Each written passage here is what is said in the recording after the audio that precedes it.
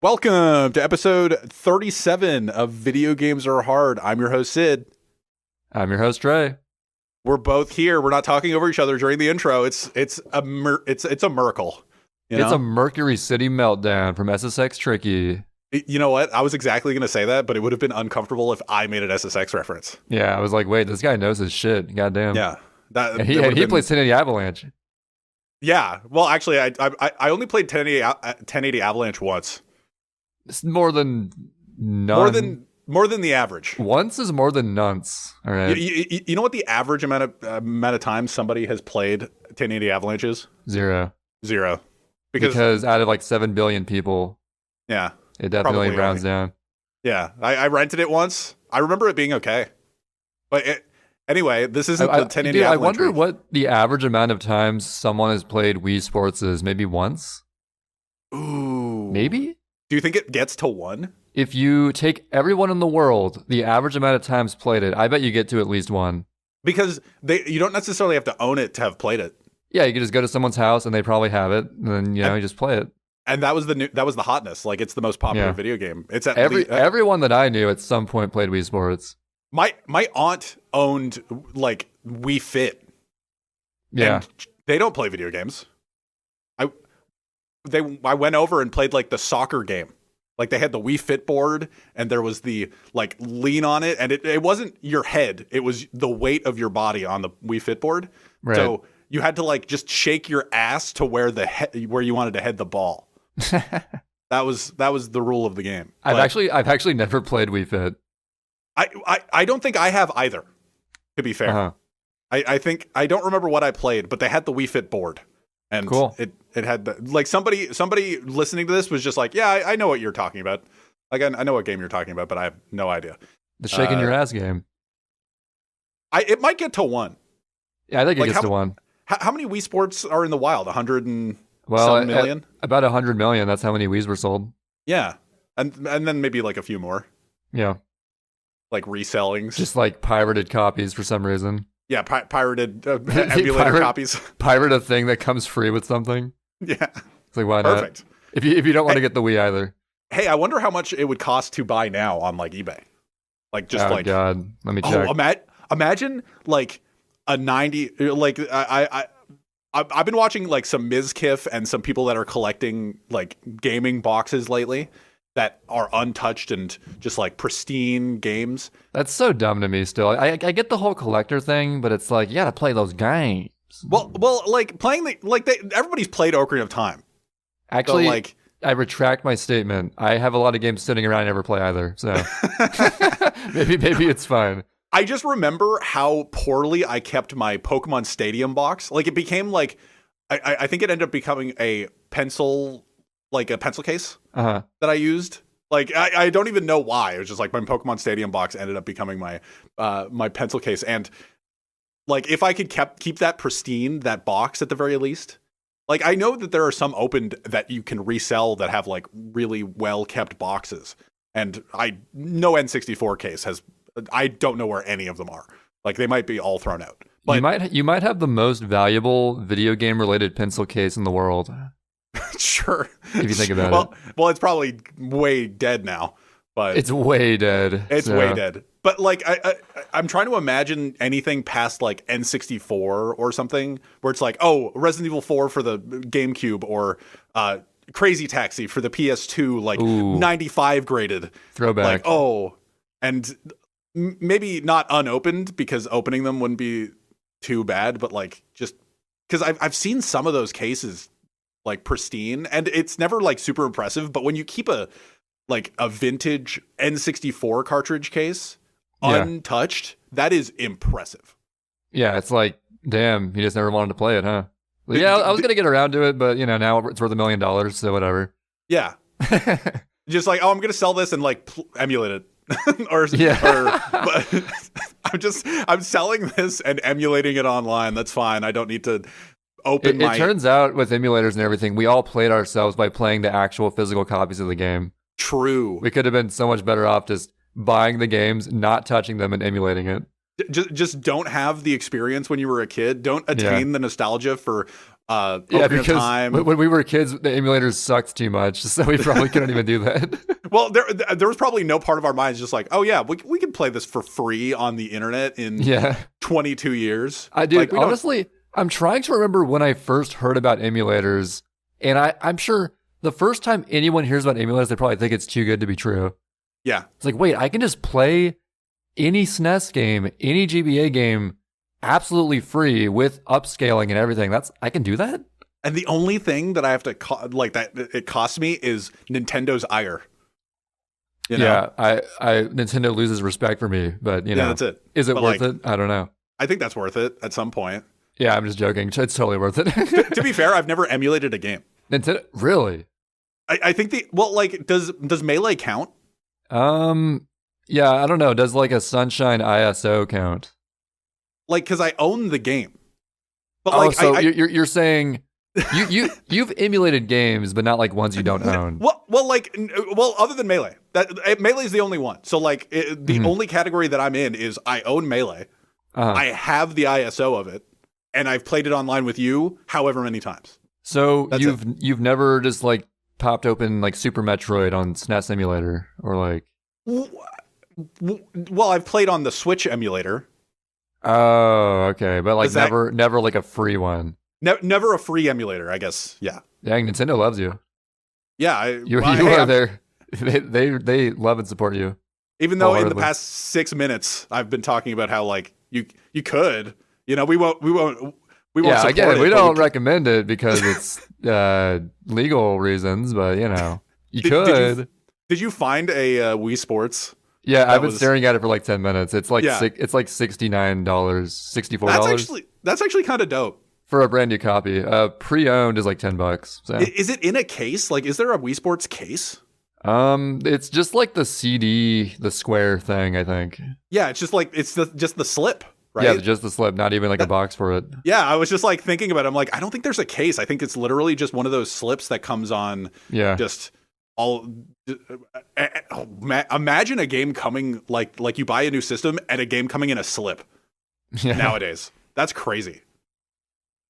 Games are still like on CDs, right? They're on discs, yeah. So they could just come in a slip. Yeah, but like imagine just not like I guess for like the pomp and circumstance, you know? Mm-hmm. Like I can't imagine like, oh, this is our new system. It's $400. How much was a Wii? $300? Yeah. So you're talking just from like the aesthetic part of it. It's like here's our brand new state-of-the-art system, the top specs. Here's like a little like DVD case. I don't know. Here's the new hot game that everybody's playing. We took like some old DVR or what was it? DVD-R. Yeah. And like DVD-RW, little sleeves. Just pop those games in there. There you go. You're all ready to go. Oh yeah. Don't worry about it. Like we saved the cost of the case of the video game. It just was in a slip at the side. You see, they really, to get like the top of the line to sell it at such a great price, they had to cut all the corners they could. They can't afford those boxes. So yeah, just like imagine buying a PS5 and the new Horizon game or something just being in a little slip. Yeah, that's so insane. That actually is insane. Yeah. I guess because it's just like Wii Sports kind of tech demo-y. I can kind of see why. Yeah. But dude, imagine how much money they saved over boxing each individual copy. Yeah. Probably like a shitload. Hey, and you know what? Somebody's more likely to open it. I get so it's $69 in a slip. Brand new. How pristine is the slip? Probably as pristine as a new thing could be. There's no tinges of yellow on it. It's not. I don't know. It might be a PSA 8, 9. Who knows? PSA 8 slip. A little like McDonald's stain on it. Who knows? You got to put it in what are those? You have to. What are those like glass cases that are filled with fluid? Oh, I don't even know what those are called exactly. I just think like a lamination or... Yeah, you could laminate it. Yeah, sure. Yeah, just laminate it. Yeah, but you could also put I guess that would damage the disc though if you put it in like one of those filled don't put it like in a vat of liquid. That would be freeze it in liquid nitrogen. It would keep forever. I can't imagine what my most valuable game would be right now. Have we wondered this before at some point? I don't think so. I think that mine might be Twilight Princess on GameCube. Oh yeah, or Pokemon Emerald version maybe. Ooh, because those are both like, even though they're used, they they're not all beat up or anything. So none of mine are beat up. Everything before like GameCube is gone, but everything GameCube is here to stay and fine. Oh, I also have Thousand Year Door is pretty up there, I guess. Yeah, I remember you telling me that it's like $135. Although, dude, if I had Path of Radiance, remember that was like $400. Oh yeah. I can't believe that. Still, that's crazy. But like if we had 95 graded, like what's funny to me is that Ocarina of Time, the gold case, is so much more valuable than the Majora's Mask gold case. Like, is that true? The Majora's Mask gold case is like really what I at least was acknowledged as like super common. Because what was it, like pre-orders or something? I know that there just wasn't as many Ocarina of Time initially. It like 1.0s made. Wait, were there more gold cases or regular cases for those games? There's more. Well, gold case was the first iteration for both. Okay. Like it's like 1.0 first, and it later came out just regular. And then it just came out as like 007 GoldenEye Gray. But that's the N64 cartridge that I think of when it's gray. The official color is 007 Gray. Well, like they sometimes played with it on N64, right? It was like gold for Ocarina of Time and then gray for the rest. But then it's like Pro Skater was blue. Like Tony Hawk's Pro Skater was blue. That's a practice even back to the NES. I remember some old Angry Video Game Nerd episodes where there's like some really weird colored ones, like Bible Games was baby blue or something. Action 52 was like a clear see-through case. It was so weird. Yeah, that's. And also like the GBA Emerald version is like green, and then Sapphire's blue and Ruby's red. That's kind of cool. Yeah, well, that's for Game Boy though, right? Yeah, but it's still like kind of old. Yeah, you're still playing with the cartridge colors. But like for Tony Hawk's Pro Skater it was blue, and Tony Hawk's Pro Skater 2 it was yellow. I didn't even know that. That's kind of cool. And wasn't DK64 yellow or something? Yeah, it might have been. Yeah, that I'm not right. I'm not an expert in N64 stuff. I never owned one. So, my cousin owned Donkey Kong 64.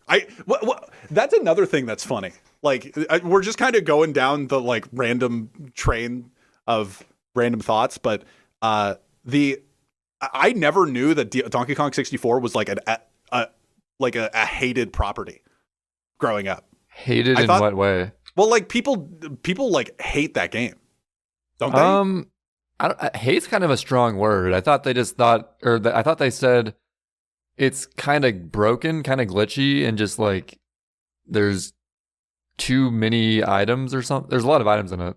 Yeah, I can't imagine people getting mad. It might have just aged kind of poorly. I don't know. I can't imagine people getting mad at like content back in the day though. So like they hated it like at the time. Yeah. I have no idea. I have no idea why. I thought they did, but maybe I'm wrong. Like I remember playing it and being like, "Oh, this is kind of cool." I never borrowed it. Man, if I had a working N64 and my cousin actually gave me the games that he said that he would, and not just put them in storage, there's just. But also, I can't really stream them. So that sucks. I'm pretty sure that hating games didn't exist until Twitter was invented, and now everyone hates games. What was the first hated game? Ooh, definitely. What's 2005? FIFA 2008. You know what? I believe it. The first hated game ever. I believe it. I hate FIFA. I hate FIFA. A buddy of mine was just like super into FIFA, and I remember he like really wanted me to play it, and I played it once, and he just like kicked my ass. I'm like, okay, cool, awesome. And he just I fucking that thing where like you play a sports game for the first time against someone who like plays it all the time. It's like, what do you think's gonna happen? Yeah, I'm just like I'm just here to like, sure, I'm having a good time, whatever. I think I was there for Christmas or something. I played like Mario Superstar Baseball against Loader for the first time, and he loved that game growing up. I got like 20-0'd. I'm like, wow. This is cool. Wow, this is so fun. I don't know what I'm doing. It's like just playing against Ginger in Melee. It's like, oh, you want to play Melee? It's like, oh, okay, cool. Boot it up, and he's just like, yeah, 4-stocked, and I'm like, okay, well, awesome. I mean, it's kind of like impressive when you actually get to hit him once. It's like, wow, let's go. Dude, I hit you with my shine. That being said, though, when you do find that magical someone who is of equal skill as you at a sports game, it's kind of a magical moment. Because me and Loader clicked over Mario Golf Toastal Tour, and that's a sick game. I feel like with Mario Garfield. I feel like with Mario Garfield, like you get to play the whole game at least. Yeah. Like you're kind of, it's kind of like an independent thing. Yeah. You're just like, oh, so you gets a better score doing, sort of like a solo thing. Yeah, it's like, let's see who gets a better score. Oh, you're way ahead of me. That's fine. Whereas baseball, it's like, I'm going to throw all these tricky pitches and you're going to get fucked. And it's like, all right. Cool. But yeah, I've never liked the sports games. I think the most fun I've had with the sports game was NBA at some point, NBA 2K something, and like I don't remember which one. I just remember playing it at a friend's house, and the only reason I liked it is because I could without much practice or without playing it much, I could shoot threes, and like I didn't know what any of the buttons did. I remember passing was A, or like I don't like I say that out loud. I don't know. I knew what the passing button was in the moment. And I knew I don't think anyone's going to correct you on the specific button for things in an NBA game. There might be. Just like, you know what? A did not pass the ball. That was a trick dribble, and I can't believe that you made shit up. But I knew how to flick the control stick in order to shoot a three. Or I guess it would be the C stick on like a PlayStation controller. So I knew how to flick it. And I hit it, and I'm like, yeah. And then he was just like, how'd you do that? I'm just like, I don't know. I'm just good at this one thing. Let me get this. Don't overanalyze it too much. Anyway. that was a good like venture. I enjoyed that. But yeah, so lately. So yes. we're here, we're recording the podcast. It's Elden week. It's Elden Month. It's actually Mario Day. It's Mario Day today. Happy Mario Day. Happy Mario Day. I haven't played Sunshine today. How are you celebrating Mario Day? I'm not. I see when you speedrun a Mario game, or like the past 2 days I've been doing 96 shine runs, and today I was just like, I don't really feel like it. And then I was just like, oh, it's Mario Day. Should I? I'm like, when every day is kind of Mario-y day, then you don't feel like pressured to Mario it up. Yeah. It's that thing where it's like, how come there's never like a kid's day? And your parents are like, every day is kid's day. Except for the actual Mother's Day and Father's Day, of course. Yeah. 363 days of the year, it's kids' day. Exactly.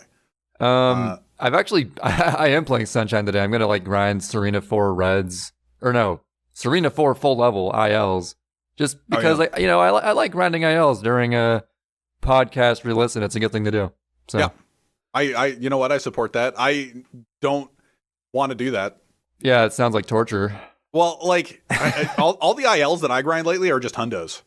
So it's just dude, you don't have to tell me twice. I already know. Oh, man, like you just grind for hours, get like a 0.5 PB, and you're just like, fine, all right, this is okay with this. That being said, though, I would like to finish podcast stuff and get back to Elden Ring as soon as possible because I am obsessed with that game right now. Yeah, you know what? You can tell me about it. All right, let me just gush about Elden Ring, as we call it. I'll help you gush. All right. So the attention to detail in a game so massive is actually insane. Yep. Is my blanket statement, because you can just go anywhere. Like, no matter where you go, there's never a dull environment. You can always look in the background, see some crazy thing. Just like looking around some random rock formation, you actually get rewarded for exploring it. There'll like be something behind a thing that your horse can jump to. It's like, wow, who thought to put that? Like, how do you even plan a game this big? It's like crazy to me. Yeah. Like my mind is blown. Over multiple years since Dark Souls 3. Yeah, I guess that was 2017? Or it was two different teams, right? It was two different teams that did Bloodborne and Dark Souls 3, so it could have been the Bloodborne team initially possibly at like 2016 starting. Might have been 15 or 16. I don't really remember which. Yeah. Something like that. But basically, it's a lot of time. It's very much Breath of the Wild-esque if it had good combat and like better stuff in general. Yeah. Because like, I guess I have a few notes for like various things I've encountered. One thing I have is that finding smithing stone level 1s is like surprisingly rare. Like the most common, the most basic thing to like start upgrading weapons, the smithing stone level 1. And I'm sure there's like some sources of pretty consistently able to find them somewhere, but until I find that, I'm just like, man, I gotta be like super stingy with upgrading various things because I can't waste these. So yeah. No, I that's the one thing. Every time I tune into your stream or hear you talk about it, I feel like I've heard you talk about it 4 times. 4 separate times on 4 separate days. Every time I find like a smithing stone level 5, I'm like, I wish it was a 1. Yeah, you found a level 6, and I was like, oh, a smithing stone level 6, that's dope. And you're just like, fuck. I was like, man, I would have rather had 6 1s. Like, it would have been so cool if it was a 1. Though. I'm surprised because like in previous games, you could break up your Titanite chunks or whatever into smaller bits and use those. Yeah, I don't know if this game has that or not. Maybe it has that at some point. Who knows? Mm-hmm. But yeah, other things is like the way the world's set up is pretty genius because, at least in my experience, they sort of push you in the direction of where like the super late game hard shit is. And there's like, you're going to get owned and fucked up and it's going to suck. But then in your mind, as you explore other places, you're like, man, I can't wait till I level up some more. I can go back there and kick that place's ass. It's going to be sick. Yeah. Mm-hmm. And also there's like teleporting portals and teleporting chests. I saw those. I've never seen those in my game playthrough yet. Yeah, they have various things. Like in the case of yesterday's stream, the dungeon I was in, it like the chest teleports you to a separate place in the same dungeon. But sometimes it can teleport you across the entire map, just like into the heat of a high level area, and you have to like find a way out to like survive and get out of that place. Oh, because it'll teleport you like in the middle of like a dungeon in a late game area, so you can't just TP out or like quick travel out. You have to like tough your way through and get back to the grave site and survive, which is kind of cool. Like it throws you into the heat. You can't get too comfortable sometimes. Mm-hmm. And yeah, I don't know. Just I can't get over how like I'll go into an area and expecting just like a small little side thing. Like, yeah, before I go to this main area, I'll check out this little tree house thing. Looks kind of dinky. Probably not much in there. Yeah. And then it opens up to an elevator to like a whole new giant area.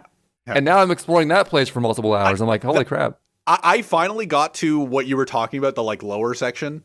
Oh, yeah. For the difference in hours for viewers at home, for listeners, Trey has what, 65 hours? Like close to 60. Yeah. And I have 15. So a little bit different. A little bit. Yeah, and I finally got to the lower section, and I was just exploring the woods. I faced Margit a few times. Oh yeah, Margit's tough, and I can't beat him. So I was just like, you know what? I'll go like grind souls or whatever. I think I'm like level 12. No idea what level I'm at, but I'm just dumping it wherever I feel like it. And because I what's funny is that you've way surpassed me in the Dark Souls, like dumb, right? Well, because I played the first 3 games, so well, yeah, well, when we started recording the podcast, it's like, oh, maybe you should play Dark Souls, right? Well, actually, originally it stemmed from my older brother. Over many years, always tried to convince me to play Dark Souls 1. Yeah, and it was back in the days when I was like super focused on the Sunshine grind. I couldn't imagine just like casually playing a game. I was so in the heat of speedrunning. Yeah, that when the speedrun motivation started to wane a little bit, I was like, I'll check out Dark Souls.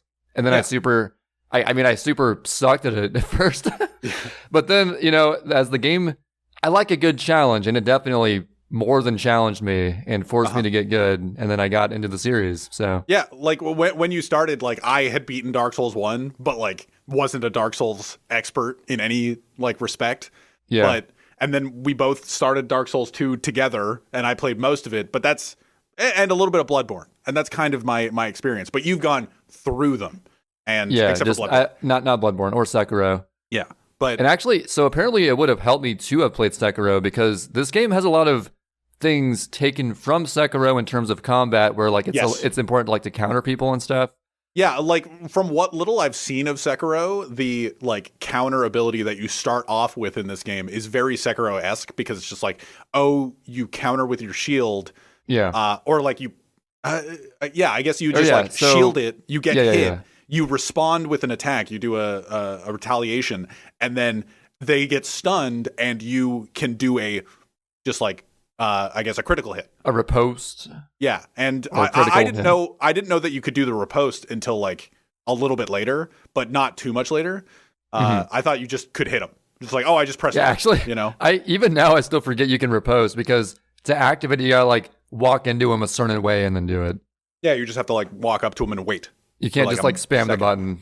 And then I have a bad habit of doing that. Like from what little I've seen of Sekiro, that immediately like harkened that back, because I know the Sekiro combat where it's just like, oh, you can use this to, if they're doing a swing, you can step on their sword and then hit them. Like, I don't know what the buttons are. I've never played it, but but yeah, you've way gone way beyond me, and where I'm sitting here making fun of stream titles that are day one going like, oh, I'm doing like a dexterity strength build, and you're sitting there going like, oh, I understand what that means. And I'm like, I don't even like, I know what it means, but I don't know what like faith goes into. Like I talking with Quan last week about just like the different builds and stuff, I was sitting there he was just like, oh, you're just using a sword and a shield. I'm like, isn't that what you're that's like the default setup, Yeah. And he's just like, well, I'm just walking around using spells. And I'm like, I've never used a spell in this game or in these games ever. Yeah, my typical go-to is I either pick between dexterity or strength to mainly focus on. In my playthrough right now, I'm focusing on strength so I can use those big-ass great swords and clubs and stuff. Yeah. Mm-hmm. And then on the side, I have like a little bit of intelligence and faith so I can use just like some basic spells for a projectile if I need one. Yeah. But also bows and arrows come in handy too. So, but yeah, like I did play it. So like to go into like my experience with the game. What's funny is that like, so you've been really, really enjoying it. Oh right? Yeah, and I like to challenge myself, especially on stream, trying to do something that's like beyond my pay grade where I am in the game. Oh, as you saw yesterday, I was trying to beat that one boss, like the Crucible Knight plus the guy with the spear who looks just like him. Yes. And I spent like 2 hours on it. I eventually beat the Crucible Knight, but then it was my first time ever going against the other guy in a 1v1 scenario. So I was like trying to figure it out. And eventually he got me, and I was like, yeah, I'll after I find this guy 1v1 somewhere in the world, which I'm sure exists, figure him out, I should be good on that. So. Do you know what I really respected about that? I went back and watched, like I was lurking for a fair bit of it, and then I left at some point, and then you had ended stream. Mm-hmm. I went back to look at your final attempt, and your final attempt on the guy, you got to the last Crucible Knight. It's like Crucible Knight Orvis or Orvitz or whatever. Yeah, there's Crucible Knight, then Crucible Knight something with an O. I think it's like Orvitz. I can't remember. Orifice. But, Orifice. Crucible Knight Orifice. And when you got to the last guy, you're just like, okay, I'm gonna like, how does this menuing work? And you go into the menu and switch your shield while you're running away from him. And I, like, for some reason, my gamer brain was just like, that was actually so impressive. Like, you know what's funny is that I don't know why I didn't just like equip both shields. Yeah, like in my like a little bit later, I'm just like, you could have just equipped both shields. But for 2 hours, I didn't even think to do that.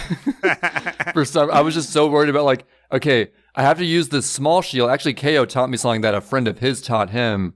That apparently, the small shields that I tend to disregard because they don't protect you as much physically. It's like 60% physical protection as opposed to 100.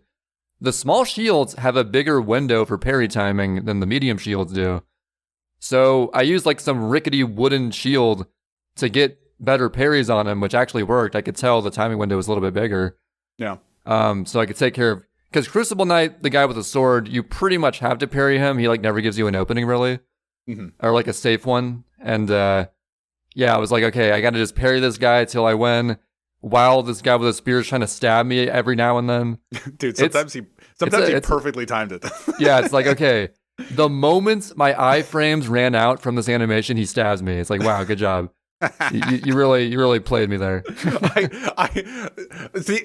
Like you're talking about like bosses above your pay grades, or pay grade, and I'm sitting there going like you were talking about the Bogey Brothers as you were playing. They were the Bogey Brothers of this game. I'm telling you. And I was sitting there going like, I took 16 hours to beat the. I like that I have like the one like really hard boss fight under my belt. Yeah. Other than that, I don't really have like, sure, I beat Dark Souls 1 or whatever, but I don't like, there's no boss fight that sticks out of my head. It's just like, wow, that was incredibly hard. Yeah, maybe it's not quite Bogey Brothers-esque. You know what? This is going to be a funny thing. On our custom difficulty name scale. Oh yeah. I guess that boss would get like a solid 8, maybe like God hard. I don't know. We're trying to like think of new names, Fire Emblem has maddening mode. Vanquish has God hard, so we put them together into God maddening mode. We got to put the Dead Space difficulty of Zealot on there. Okay. Zealot's a good name. Like, it's a good 7. It's like a good 7. Zealot's difficulty. A solid 7. And you know what? Yeah. I actually thought of something. I want to put God maddening as 9 because 10's going to be God maldening. The ultimate combo. Great. It's the same thing except you start malding. So God maldening mode. When a difficulty is so hard you start losing your hair, that's when you know it's serious. That's what we need to make. We need to make this scale. So we need to just like make the lower end of the scale now. Yeah, 7 is Zealot. That's solid. We have 7 through 10. We need what? And then so 0 is Yoshi's Woolly World. I keep calling out mod time. I'm sorry. He didn't find it difficult. I know. He just played the game. For some reason, I'm equating easy with bad. That's not true though. Easy games can be fun. I'm trying to remember what mod time. Like he's just like, I enjoyed the game. It's not like we're not calling him out. Just like, oh, we had difficulty with Yoshi. I'm not calling it bad either. Just finding to call it easy. Okay, level 1 is Kirby. We gotta have recruit. Recruit is so common. Okay, recruit is 2, right? Yeah, recruit's 2. Because I feel like the kind of games that have a recruit difficulty are a little more intense, a little more mature games. Yeah. So it's not gonna be like a 1, maybe a 2. Yeah. We can use the more common like Nightmare or Veteran or something. Yeah. Like legendary Halo difficulties. Legendary. Okay, veteran is 7.5. Maybe lower. 7.5. Maybe 6.5. I don't know. Because we go pretty far and above veteran in this rating scale. I think we just need to start playing more difficult games and taking their names. Yeah. Well, except for like Dark Souls. Dark Souls doesn't have the. Did you see any of those posts since Elden Ring came out where it's just like, why don't they have a difficulty scale?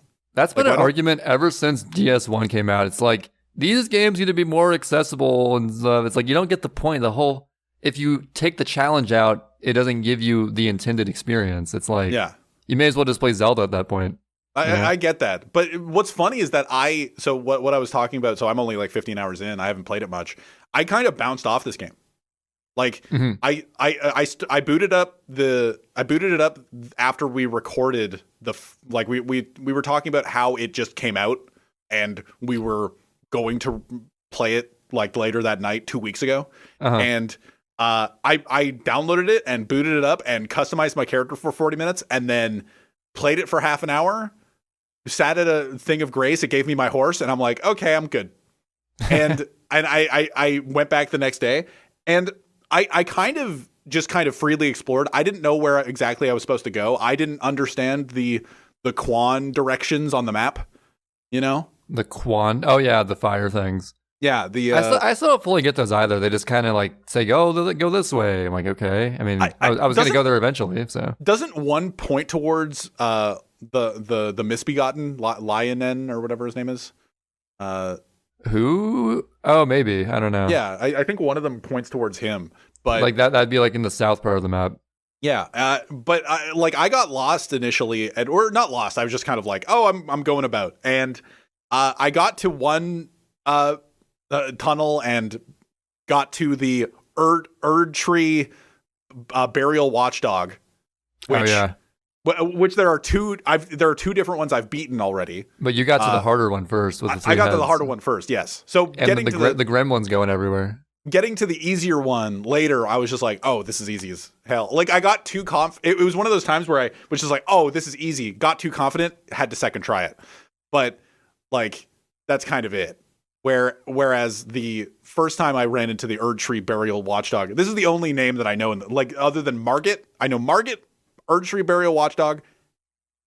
That's it. That one lion one?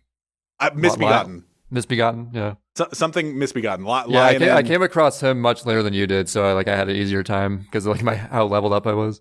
Yeah, playing the Lion and Misbegotten after Margit, I can't imagine. Like, dude, it's actually crazy. I'm impressed the balls they have to make Margit so hard when it's required. Yeah, because second phase Margit, I still don't fully understand how to safely dodge his stuff and attack him. Like, I just kind of had to like wing it, and eventually I got through it. Like, he doesn't leave you with an opening. Like he does leave you with an opening. He lands and swings, and then you're just like, oh, I have an opening. But if he does a move that is like one of those shitty moves that he does, like while you're attacking him, you just will get hit. Yeah, for sure. And I think that Margit's a lot harder than the actual main boss of the area, Godfrey, who like gives you the first great rune. Uh-huh. I thought Godfrey wasn't nearly as hard, but he's supposed to be like the big bad leader of the thing. So I don't know. So I started just kind of freely exploring, and I was enjoying that for a while. And then I got to like 3 bosses that I couldn't beat all separately, and I was just kind of like, okay. And I stopped playing for a bit. And I would pick at it. I beat the Misbegotten guy. I beat Erdtree, and I beat the other Burial Watchdog. Like, I was just freely exploring. But then I felt like I was blocked by Margit. Like, I was just like, I don't have anywhere else to go. Oh, and believe me, if you know where to like explore, there's plenty of places to go. Oh, you know what? I then left and started exploring, but then I found like the underground thing. And you know what my feeling was when I found the underground area so early on? Like, my feeling was that I just felt like I was skipping everything. Like, I was just on the horse and going like, well, I can't stop and kill any of these guys because I'm just so weak. Mm-hmm. If I try to commit to like getting off my horse and actual combat instead of just trying to ride by everything, I'm going to die. So it just felt like I was just running by everything, and it didn't feel great. Just like running in, shipping and dipping, and then leaving. like on the enemies that I did. You know those enemies with the spear that are like, are they stone? Oh, like, yeah, the guys who just like, I think they're like made of stone or something. They're like very slow, and then they don't flinch unless you have like a bigger weapon. Yeah, and that's what I was doing. I was just like riding by with my horse and just picking at them that way. And there's just like this big group at the bottom of a waterfall. There's definitely like a bit of a learning, like the weaving in and out techniques of the horse combat and stuff. Oh yeah, well, that's a big part of it. That's fine, but it just feels kind of cheap sometimes. Yeah, you're like, I got a horse. You're just some dude made of stone. Yeah. It's like, oh, I'm running away. I'm running back. I'm running. Like, adding the horse combat, we were talking about how good the horse is, and the horse is really good to the point where I'm just like, it feels like cheaty. You know? It's too good.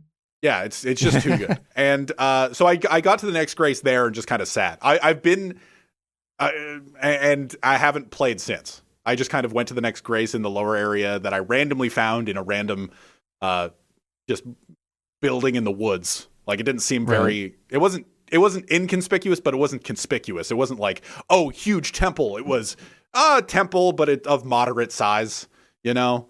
Yeah. And I went in, I was just like, oh, what's going to be here? Is this going to be and then it was just like, here's a 7-minute elevator ride. And I'm like, okay, well, awesome. I guess I'm down here now. And yeah, but I want to get back to it and share my thoughts next week with our guest that we already have lined up. But and he's definitely playing Elden Ring because I guess as a bit of a spoiler, he is this what I mean? He ran Sekiro, I think. That's all I'll say. I didn't even know that. think or maybe either that or like a challenge run of Sekiro. I don't really know. Okay, well. Good. But that's your guest hint, I guess. Yeah, they didn't even have to pay 3,000 channel points for it. You raised it from 1,000 to 3,000. That's right. I guess. So out of curiosity, did you ever just like head relatively far east on the map? I was heading towards. I feel like, am I crazy? Have I experienced everything like south of the start? I think so. There's not much to the south, and actually, that's kind of a genius part of like the game build-up is that. And I didn't realize to go south till much later than you and Quan did. I think. Yeah, I went south right away because it sort of like the way it's set up. It rewards you for the ingenuity of thinking, "What if I didn't just trudge straight forward? What if I went backwards? Like, what's behind me right now?" It's the Dead Space rule. And the thing is that. The game, like to the south, it's low enough level stuff that if you went there directly first, you could probably handle it. So the game kind of rewards you for the ingenuity of, it's similar to like in Metroid going left. It's like going south, Yeah, when in Dead Space, when you use your objective, there's like a little mechanic in Dead Space where you click the right stick and it goes, oh, you have to go this way for the next objective. If you go the other way, there's going to be some room that has some vials of medicine or like a power node or something.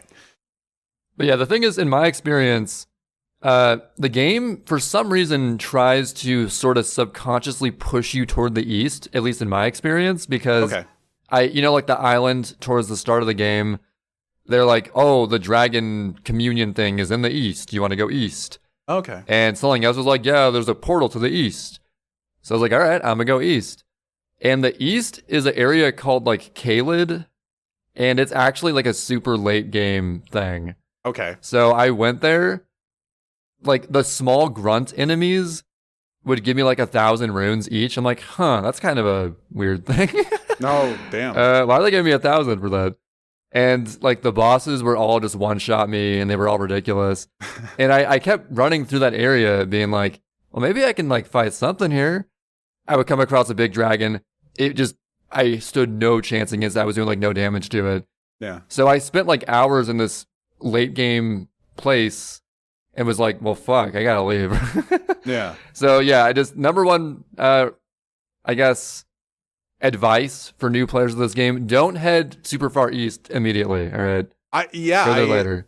But like going south, I ran into a bunch of, what I did was there's a bunch of common enemies in the south that end up being bosses in other areas. Like that's a trope that I love. Like Dark Souls 1 does it with Capra Demon and the Taurus Demon. They just like they show up as regular enemies later on. Yeah. But it wasn't, I didn't run into the boss and then I ran into the common enemy. I ran into the common enemy. Yeah. And then later on, I was just like, okay, well, I should actually go where the game intends me to go north. And one of the like more difficult early on tunnels that I found with having those, what are those common enemies with like the wings and they just look. Just like they fly around like in groups of 2 or 3. Yeah. Just the wings dudes. Yeah, I know what you mean. Yeah, that have like the axes and they just like fall on you and take all of your stamina if they hit you with it. The end of one of those tunnels was a common enemy like outside of the Lionel Misbegotten fight. And that like if you kill him, you get a whip. I got a whip. And I was just like, okay, well, I can't use this. I don't have enough dexterity, but like noted.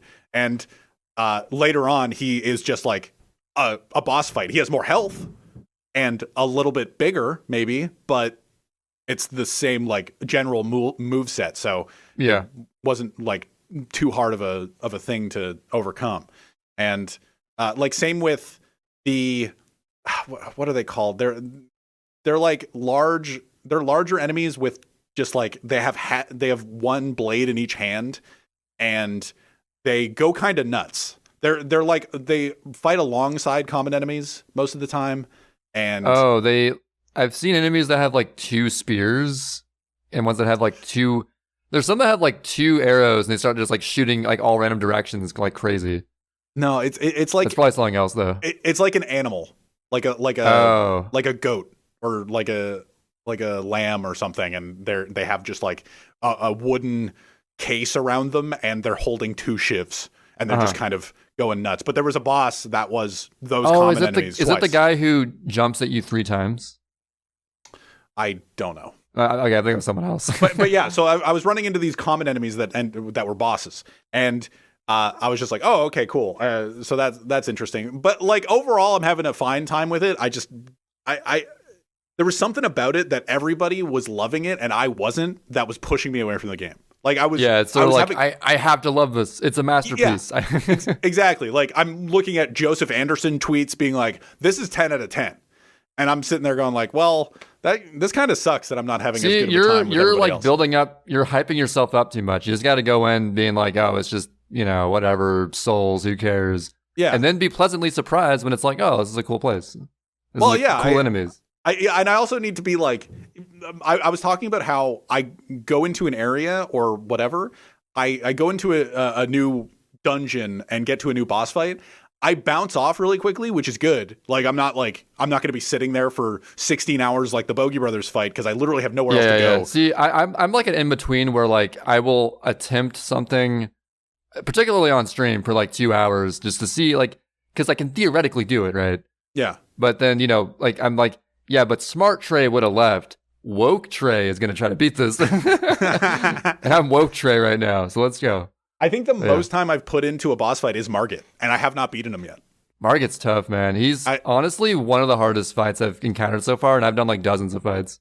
I think I've played him total like 3 hours, and I was just like, I'm gonna just go east or like go find a different direction that it seems like I can go because like my purview of the land was like. Or my view of the land was south. I made it to the end already, and like southeast, I've made it to the edge. Like I've made it to the edge everywhere early on. But like watching you a little bit and seeing how large your map is, I'm like, oh, okay. Well, I should just like continue. There's a ton of stuff to the north, but it's recommended you take out like Margit and Stormveil Castle stuff first. The problem is that Margit's tough. And are you using like any ash summons on him? No. Because I'd recommend like the little like the ashes you get of like like the wolves or the skeleton army and stuff. What's so funny is that like Quan acknowledging that I'm just like playing the game boring. I don't like I get an ash thing and I'm like, cool. I'm just gonna use my sword and shield. Like I have my falchion and my shield that does like 90% block, and I'm going through it. I'm trying my best to handle whatever the game throws at me, but maybe I need to go into the deeper mechanics and the game definitely does like sort of emphasize because you can like equip different skills with your weapons. Like I have one that like I pound the ground to like stun enemies in a circle around me. Yeah. Or there's just like a roar that powers you up for like a temporary amount of time. Mm-hmm. And there's all kinds of magic stuff too that I can't really use because my intelligence is so low and I'm focusing on strength.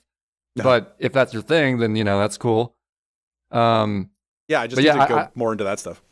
I'd recommend for tough bosses, like definitely, because even on the double Crucible Knight fight I was doing, I was using wolves to distract him for a little bit. Yeah, I was watching. And like, even if they don't do much damage, as a distraction, like they'll be busy attacking them for a bit. You get like some free hits on them. It really helps. Mm-hmm. So I'd recommend that. Maybe I should do that with Margit because I've been just going plain Jane like. On Margit, shield. Dude. So for Margit, I had to use an ash summon that I got from the underground place you're in right now. So it's probably meant to be like done later in the game. So I had like a slightly ahead of schedule ash summon that was pretty good, and I still spent like at least an hour on it. So it was definitely like I had to do that. I think I just need to abandon the mindset of like Dark Souls 1. Like, oh yeah, you definitely like the more you are willing to experiment in this game, the more fun you'll have.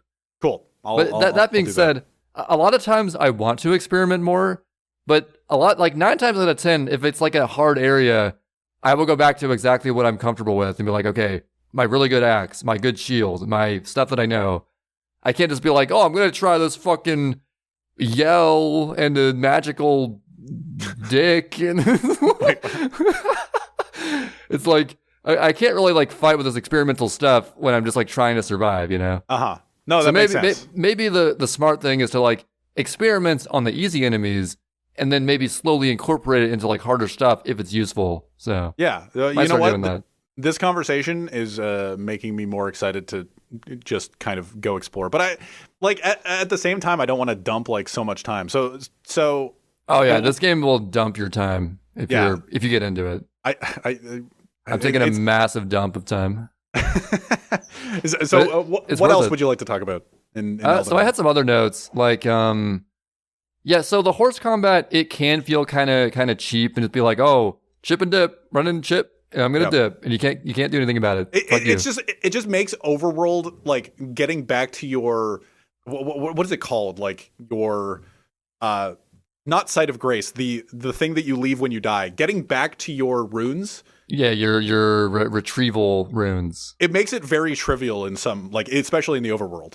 I think that's good though. I'm glad that it's on your compass and you can like find it, because in a game this big, oh for sure, I'd be like, fuck, I have no clue exactly where I was, but thankfully it's on my map. But yeah, so the horse thing, it can feel cheap, but there's something that never gets old is just rushing into a group of enemies somewhere in the world and just like getting like that first strike on them and then just going in. I feel like you would have to play a lot more cautiously and slowly without the horse, just like walking up to a group and be like, okay, sure, let's go. I think the horse was kind of a must in this scenario. Yeah, being able to ride up to just a group of enemies and have and like you don't see them all right away or whatever. Yeah. And you ride up and go like, oh, there's 17 enemies. I need to leave. Like, like if you walked up and you're just like, oh, I'm gonna kill this one guy, and then 17 like however many enemies just jump out of the woodwork, you're just sitting there going like, oh, I'm fucked. Like, yeah, it's over. So yeah, obviously I love the game, 10 out of 10, just like Joseph Anderson said. But I guess I'll maybe 8 out of 10. What is that? He said maybe 8 out of 10 because of like all like things that drew it back. Like there was a subtweet under the 10 out of 10. That's it. Okay, well that changes the whole plot of everything. I thought of Joseph Anderson. Well, I do have some like minor complaints that like, you know, might bring some originality to an Elden Ring discussion that's usually just like, oh my god, it's so amazing. So I discovered a glitch that I'm pretty sure a lot of people also discovered. Yeah. Where rip skip in the game. It exists. It's also this game is made by Ubisoft, it turns out. Woo! But yeah, so the lantern item, which is an item that you can just like turn it on and you don't have to wield a torch to have light anymore. It's kind of nice. Yeah. It's super convenient. So Sorry. Isn't it crazy that you have to buy these fucking items? Okay, I don't know what you mean by that. I mean, you don't, in all the Souls games, you don't start with shit, right? Well, like, you have to buy the crafting set, the crafting kit. Okay, I will admit buying the crafting kit's a little bit much. Because I didn't know that the crafting kit existed until Trey was just like, oh yeah, buy the crafting kit at Santa Claus. And I was like, what? I feel like they should give you the crafting kit. Everything else, though, I kind of understand. It's like, oh, choosing your route in your playthrough. Do you want to get this item immediately or get it later? You know? Yeah, okay. All right. You don't need the lantern, but it is kind of helpful in dark areas. It is. But what I was getting to was the lantern, which you can just turn on and off whenever you want with, you know, there's no fuel. It's not Twilight Princess. There's no lantern oil. It's really nice. Uh-huh. However, when you're riding the horse, you can turn your lantern on, but on the horse, you cannot turn the lantern off. Ooh. You will do the animation of like turning it off, but it will still be on. So 0 out of 10, worst game ever. So what does that do? It just like lights you up a little bit. Well, like, is it a consumable? I haven't gotten the lantern. No, you can just turn it on and just it like infinitely you can just use it. Oh, okay. So you just can't turn it off while. But like when you're not on a horse, you can turn it off and on freely.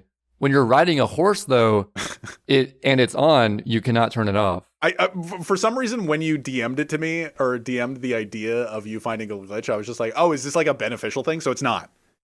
I mean, it doesn't hurt you because it's like there's no harm to having it on. Yeah. It's just kind of annoying when it's like, I want to turn it off now. I got to get off my horse, turn it off, get back on the horse. So I'm sure they'll probably patch it like at some point pretty soon. Maybe. They were to congratulate From Software to some extent, or like, I don't know, give them a pat on the back. They were really quick on the first day, like frame rate issues. Oh yeah. that everybody was having. I was even having those issues. And I was just like, oh, is it my PC? And then I was looking at Twitter and it was pages and pages and pages of frame rate issues. And I was like, oh, okay, so I don't feel too bad. I guess I'll go to bed. And then the next day there was a however many, whatever size update, not very big, but it was just like, we're hearing you, we're acknowledging it, and here's a little bit of update, like right off the bat. So what kind of wizardry do they perform? They're like, oh, the frame rate's magically better now. Like, yeah, in one day. I have no idea, but they did it. That's all I know. Maybe not for everybody, but for me, I know I turned it on day 2, and I was like, oh, okay, the frame issues are gone for me. For me, I was assuming it was my PC because like I only have like a 1060, which is the bare minimum to run the game, and I was streaming it, so I was like, well, surely it's my PC doing this. But yeah, I have noticed the frame rate is actually like pretty solid for me. Especially when I'm not streaming. So, I guess did I have another complaint? Oh, okay. This isn't really a complaint, but it was like a really funny thing. Also, slightly annoying thing. So one time when I loaded the game up, just like turned the game on, loading in, I spawned out of bounds below the map. Oh. And just like fell to my death in this abyss. I don't even know where I was. Okay. And I had 14k runes on me. And I was like, okay, well, I just died instantly for some reason. I guess I can just retrieve my runes wherever in the world I died, right? Well, it turns out, and I checked my map, the rune retrieval indicator was on my compass saying, oh, it's northeast. But it was nowhere to be seen on the map. Oh. And like, I headed in the direction the compass told me to go, got to the edge of the world, and still no runes. So I guess they were either like super far, like beyond the geometry of the whole world, or like just super far below the ground. So they were just 14k runes gone forever. I'd be so sad. At where I am in my game, 14k is massive. Oh yeah, luckily at my point it was like, you know, a decent amount, but like I'm not gonna, you know, it was still like not quite enough for a single level up. Yeah. So I wasn't, you know, gonna cry myself to sleep about it. But it was, I did get cheated out of them because I just like loaded in and died for no reason. So not sure how that happened. I'm sure these little minor things will over time happen less frequently, if not like be fixed for good. Yeah. So it's still a brand new game. A lot more fixed than most modern games at launch. I got to commend them for that. So, and I don't know, just in general, like this game is like a rare case of a game living up to the hype in a modern sense. Yeah, right? Which is pretty cool to see, you know, like not all hope is lost in gamerdom. So yeah, it's cool. It must be nice to be From Software right now. To be Miyazaki. Yeah, and just kind of like what's interesting is I've heard a lot of people this is their first Dark Souls like esque. Yeah, it's Quan's first. Yeah, I'm still debating whether this is a good starting point or not. It has to be. You're so free to do whatever. It is, depending on how you approach the game, I guess. Yeah. Well, because you could play it like I do and get bounced right off of it. Yeah, it is easy to like, maybe you play the game and you just happen to encounter all the high-level areas and you assume, oh, I'm too bad for this, I'm just going to give up. Yeah. Or you decide to head south and be smart, and you actually like can sort of get your footing in the door and then get some level ups and get going from there. I guess this game is very... Your experience will be very momentum based. If you can like get some momentum going, get some leveling up going, and get your build started at some point, and not just like running around. Oh, I can't beat this boss, I'm going to skip him. Oh, I can't beat this boss, I'm going to skip him for too long. Then it can be pretty fun. So yeah, but like Dark Souls, the first linear games are more custom tailored to match the difficulty of where you should be and stuff. So there is something to be said about that. But like as far as open world games go, where there will be encounters with like high level stuff, they handled it super well. So props. See, I'm like trying to think of it. Like, why is Elden Ring? Like, where did the hype come from? Like, people were talking about Elden Ring for a while. There was the trailer that dropped. Well, it's Dark Souls. Like, but sure. But why wasn't Sekiro like a lot of people's first? Like, why was Sekiro I don't as know. big as Elden Ring's release? Or Like, why have people waited until now for Elden Ring? Is it because of the open world nature? Is like, or like, I know that Sekiro and Dark Souls both have, Dark Souls 1 at least, have very open world natures, but like it's just interesting to see how much hype came out around Elden Ring. Like, it's going to be game of the year for sure because Sekiro was. And yeah, for my personal game of the year, might be Xenoblade 3 still. We'll see. But until then, definitely this game. When does that come out? September of this year. Yeah. But dude, like, if I somehow enjoy Xenoblade 3 more than Elden Ring, I will be shocked. But if I do, it'll be amazing. It's a good year. It's a good year for gaming.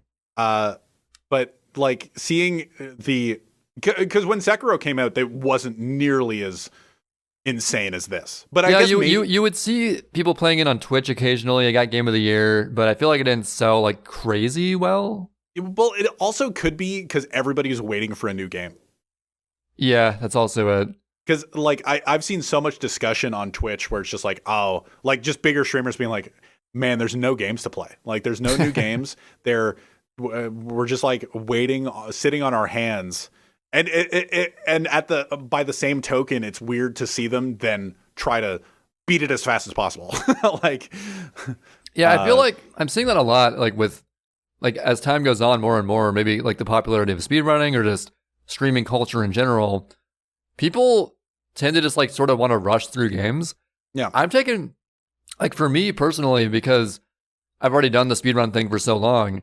I like to really like take my time, explore every nook and cranny, really take in the environment around me, and just sort of like slowly, piece by piece, get through a game, especially an open world game like Elden Ring, so I don't like miss all the little details around me. Yeah. But I feel like some people are just like, oh man, I gotta hurry and get all these great souls, and I'm lost, and I need to figure out where to go soon, or I don't know what's gonna happen. Is it like, dude, just take your time. I don't know. Is it like the streaming water cooler? Like, do they have to experience the game in order to be able to talk about it? Like, or like maybe they're like, it's partially that, and also they're like, well, I gotta like diversify my channel enough, and if I stick to Elden Ring for too long, people will get bored. True. And so I gotta like, I gotta get to this eventually, right? Yeah, I get that. Watching a bunch of people play through Elden Ring a little bit, like it wasn't nearly as like watching you play it. It was nice. I was learning stuff, but watching somebody just kind of grind runes over and over again. Like I was watching a little bit of Ludwig's, just kind of be like, I'm going to keep playing it until I beat it.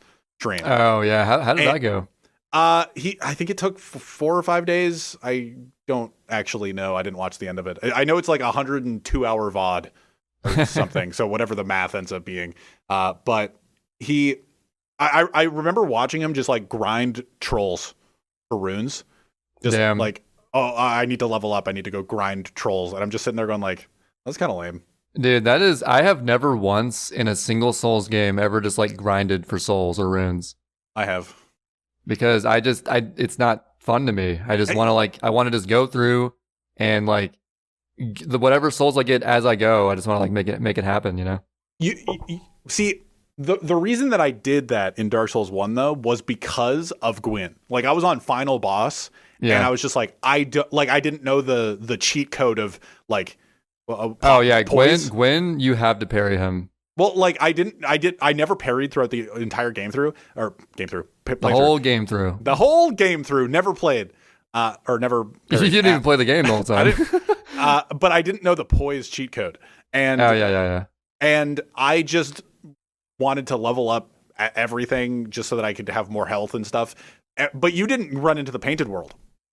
No, I never checked the painting, and therefore I never went in. There is never that I have not run into an area that is more like farm souls, please, like here in my life. Like it's just like the 8 little just enemies that spawn in front of the tower in the painted world that are just like blobs of the tutorial enemy.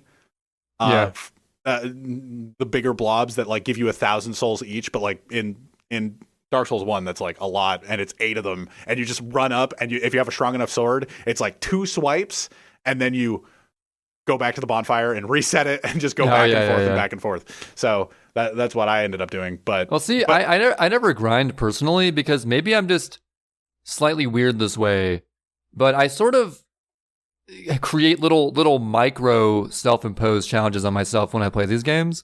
Sure. Because there is, of course, the option where I get plenty of souls or runes and I take out the bosses with like a lot less trouble. But I like to just have the challenge of a boss that is difficult enough that it takes me like an hour or so, but not too hard that I get frustrated. Sure. And every time I meet that balance and I beat it, just the rush you get from beating it is like better than anything in like the rest of the game. And I feel like if I grind too many runes and just like cheese the boss fights too much, I won't get that rush of excitement like you get like from getting a good PB or something. Yeah. So maybe I just like I search for that rush of excitement in games like this. Have you beaten a boss like that and just totally forget to even look at what your reward is? Dude, every time. I do that. Yeah, I do. Dude, when I beat Crucible Knight the first time, which should be like an hour and 10 minutes, I was like, what the fuck did I even get? Yeah. I'm popping off too hard. Like, I beat Lionel Misbegotten or whatever the fuck. It's Lionel something. And yeah. And, like, I beat him, and I was just like, oh, wait, what did I get? Like, I had to... we're probably using local recording from you, right? For the gameplay. You know, actually, that's one reason that I streamed yesterday was so I can get footage and just use that. Yeah. Because actually, my game runs even worse when I record versus streaming. Yeah. Like, it's almost unplayable when I record it. So I was like, I got to stream a little bit and then just use that footage. So... But, yeah, like, I had to look back. I was local recording a little bit. I didn't local record insane amounts, but like I had to look back at my footage to see what sword I got from, because I'm just like, what the fuck? But that is an advantage to streaming, is you can just always look back and see. And actually, when I watched through bits and pieces of my VOD yesterday, and I saw an item that I just walked right past. I'm like, am I stupid? Like, how did I miss that? So I went back and got it after that. That's cool. So I would have missed it otherwise. But yeah, Elden Ring. And yeah, just in general, like, grinding, it removes that aspect of the feeling of truly getting good, because I later on encountered Crucible Knight just like in the wild somewhere, and I could just beat him because I knew what to do.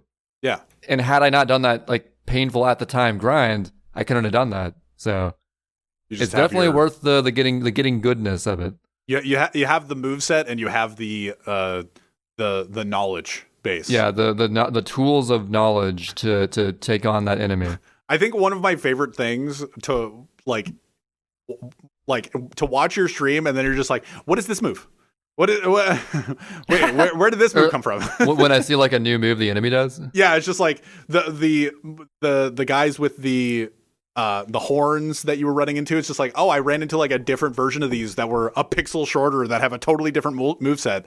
Okay, yeah, that was freaky to me, because like in pretty much any RPG, any video game, if an enemy is different, it will look different. Yeah. But in that underground area, the first like 2/3 of the level has like a pretty easy variance of the dudes with horns. Yeah. In the last third of it, they look nearly identical, like pretty much identically the same. But they're a lot harder for some reason. They charge at you more often. And it was freaking me out, because like visually, it's like this is the same enemy, right? But they know new moves, and I'm getting fucked up now. What's going on? You just have KO in the background being like, when you say like, oh, is this a new move? You hit a C, you hit a solid C. Yeah, I hit a perfect high C, and I was like, damn, this guy's got perfect pitch. What is this move? Where does this move come from? Where'd you learn this? But yeah, that's actually like a perfect way to fuck with a player, is just have the same looking enemy in one place and another, but somewhere else they're just like way harder for no reason. That's so mindfucky if that was intentional. What's funny is that like I haven't experienced it much because I haven't played the game a long time. But Margit, after like 2 or 3 hours of playing Margit, not straight, but like overall, I like in the first phase, he threw out a move that I had never seen before. That like I don't think it killed me, but it hit me, and I was just like, where the fuck did that move come from? Where did that come from? Yeah, like not to mention that like the version of Crucible Knight I was facing in that double fight. They know new moves that the first guy didn't know, so there's like even more to learn. So yeah, I don't know, it's interesting. Definitely gonna have to play a little bit more before next week's recording. But I think that does it for Elden Ring, though. Yeah, we talked enough about Elden Ring. A good game. Would recommend. Rat maybe hasn't gotten it yet. We tried to talk Rat into getting it last week. But 10 out of 10, scratch that, 8 out of 10 because of the horse lantern thing. I think about it. Those lanterns not turning off on the horse, they just ruin the experience for me. Like, Dark Souls 3 is a 8.9 out of 10. You know what? 9 point out of 10. No, I would rate it maybe on the level of Dark Souls 2, maybe like a rating higher than Dark Souls 2. But yeah, we'll see. So my thing, so I bounced off of Elden Ring pretty hard. Like 15 hours over 2 weeks is like nothing for me. A gamer. Yeah. For somebody that plays games as much as I did or do whatever, bouncing off and only playing 15 hours is not much. And so I kind of just didn't play games for a bit. Like I was playing Elden Ring every so often. I was taking like a break. Which was nice. Wasn't streaming, didn't stream much. Have been streaming 96 Shines this week. You know what, Sid? Gaming is hard work. You deserve a break. Thanks, man. I appreciate that. You're welcome. So like because of the positivity, what's funny is that back in the day, so when I talk about Dead Space 3 and Mass Effect 3, and Assassin's Creed 3, all the threes, all the ones that are bad, or I don't think Mass Effect 3 is bad. Oh, okay. I haven't played any of those, so I don't even know. It's just like perceived as bad because everybody thought that it was going to be The Witcher in terms of branches, you know? Well, for me personally, I thought DS3 was my weakest of the first 3 Dark Souls, so. There you go. Yeah. That's not a common opinion to have, though. Oh. Well, yeah, people just say like Dark Souls 2, easy, get it out. My opinion of the first 3 Souls games is like the opposite of the norm. So. I'm weird like that. But like when I talk about those 3 games, the reviews at the time were like so disparaging towards them that I didn't even like. I bought Dark Souls 3 full price, never played it, or I played it like the first mission, and because of how much gaming news I was consuming at the time, like my old job, I would listen to gaming podcasts, right? Gaming podcast, yeah, and be on IGN and stuff, and just other websites. Just the hate that some of those games would play, I just like bounced right off of them. Like played the first. Wait. So let me get this straight. If a game gets too much hate or too much praise, you bounce off of it. That's exactly what I'm getting to. You need for a game to just get like a meh review, and then you're like, the best game ever. Yes. Yeah, exactly. So just call every game just like meh, and then Sid will love it. I need no reaction whatsoever, so that I can have my own. Yeah, so you can't just slate. Yeah, you don't want like any other reaction tainting your reaction. Yeah, I don't want everybody's good reaction of Elden Ring tainting like my impression of it, being like, I guess I'm not having as fun. Or I don't want anybody's reaction to be so bad that if I start playing a game, I'm like, maybe I shouldn't. You're like, well, I'm supposed to hate this, right? Why am I not hating it? Like, why am I playing it if I'm supposed to hate it? Why am I enjoying this? This can't be right. I'm going to quit. I don't think I've done that. Yeah. I don't think I've done that. But yeah, it's interesting that I did bounce off of it and took like a gaming break and didn't play much Elden Ring. But what game really brought me back, like, I don't know, it was a fucking 5 days where I didn't play video games much. Boo-hoo. Slay the Spire. Shout out Yellow Killer Bee. I had it downloaded from Winter. Yeah, Yellow Killer Bee recommended it when she was on. Yep. Or I don't know if it was when she was on or in the post podcast. I'm pretty sure it was on the podcast. She was talking about the mechanics of it and stuff. Yeah, so. I booted up Slay the Spire, and we know a bunch of people that play it, like Phoenix Spelled Correctly, who's been on the show, Idea, like a bunch of Mario Kart heads, like love Slay the Spire. And they don't like that name anymore. They don't really play that game anymore. They don't? Just fair warning. They're like, no, we're not the MC heads anymore. We're I don't know what they are anymore. Okay, well, we're gonna have to investigate that. The Popo freaks of nature. We're the Popo Freaks. Let's go. Welcome to the Popo Freaks, episode 37. That's our new name. But playing Slay the Spire, I just booted up. I'm like, it's one of those card games. Like, it won't grab me. Like, it's a card game, right? Yeah, it's a card. What's what's the genre? A card roguelike. Yeah, roguelike. It's a card roguelike. You have like 4 characters to choose from. Not right off the bat. You have to earn them. I haven't earned the 4th character yet, but wait, is it Mario, Luigi, Peach, and Toad? Yeah. Cool. You get Mario. A Peach has like lightning bolts around her. So you're playing as Luigi. They're actually really like totally different rule sets. They have different cards per character, but you start off with like just a plain deck, just like a 10 card deck. It's like mostly just strikes and it might be just strikes and defense right away, and like one other card maybe. And you just go. You choose through your path. Like you choose at the start, it just scrolls down to the bottom of a long sheet of a dungeon map. Have you ever seen Darkest Dungeon?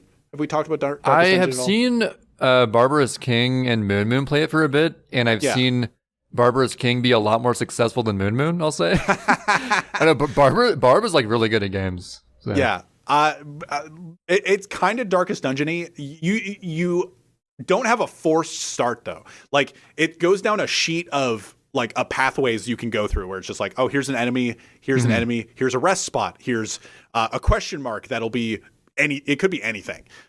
Here's like an elite boss fight, and you can kind of plan your next 3 moves or so and just go like, oh, this branches off really well. Like if I play badly in the first 2 fights, I can get to a rest spot pretty fast and heal 30% of my health and continue on, or go to a rest spot and upgrade one of my cards or whatever. But after each fight, you earn a card, and it like there's something about it. Like going in, I was just kind of like, I just need to play something that I don't really know. Like I don't really I don't feel like playing Dorf Romantic or Sims or Elden. Yeah, actually. So where'd you get the idea to play Slay the Spire initially? It's just like in my.